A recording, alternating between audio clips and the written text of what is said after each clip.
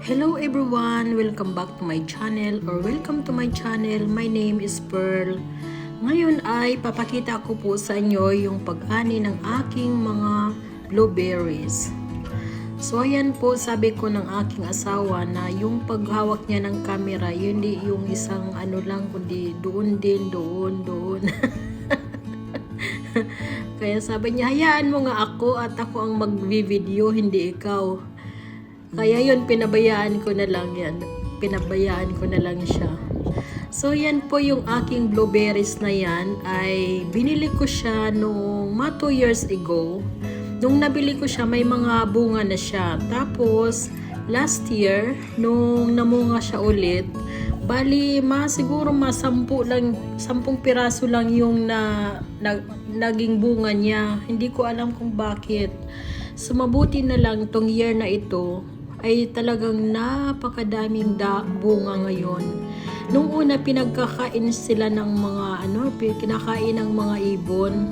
Pag may nahihinog, nagtataka ako bakit yung mga nagiging blue, nawawala. Hindi ko naman kinakain. So hinihintay ko lang siya na dumami muna yung blue, saka ko siya aanihin.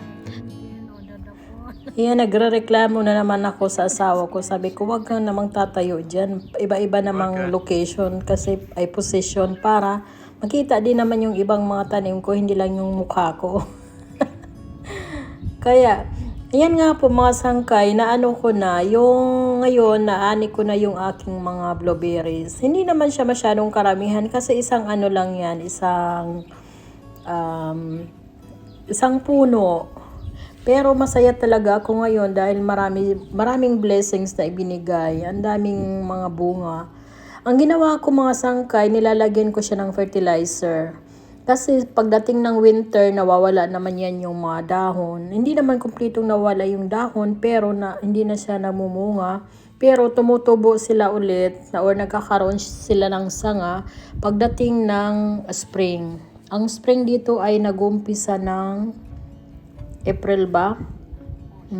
Parang April yata. Hindi na ako sigurado. Tapos hanggang ngayon, July, nakapag-ani tayo ng strawberries. Kailangan lagyan ng fertilizer para mamunga ng maayos. Siguro last year hindi ko na lagyan ng fertilizer kaya hindi siya namunga ng marami. Ang ginagawa po namin dito sa blueberries, yung pwede yung ilagay sa breakfast namin doon sa oatmeal, o kaya naman pwede ding ilagay sa muffins or sa cake, or ganyan lang, yung papakin lang. Yung iba kong mga tanim mga sangkay maliliit pa. Yung mga pinatubo ko na mga seed sa loob ng bahay, namatay din kasi itong taon na ito talagang malamig.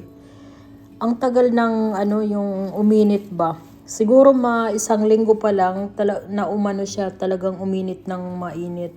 Pero yung mga nakarang araw talagang ang lamig. Minsan uminit na yon, tapos lalamig na naman, tapos ay init. Kaya yung ibang mga tanim parang sila, yung shock. Kaya namamatay, sayang.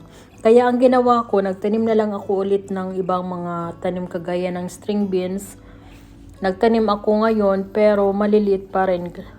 Hindi ako sigurado kung maabutan pa ito hanggang taglagas dahil maliliit pa nga ngayon. Pero bahala na, titingnan ko kung kasi minsan naman kahit taglagas na or autumn dito, ay mainit pa rin. Kaya tingnan natin kung anong mayari sa iba kong mga tanim. Kung makikita ninyo po, talagang matamis yung yung blueberries. Yan, tapos na po akong mamitas. Kaya maraming salamat po sa panunood. Hanggang sa susunod ko na lang ulit na vlog. Mag-iingat po kayo lagi. Thank you. Bye!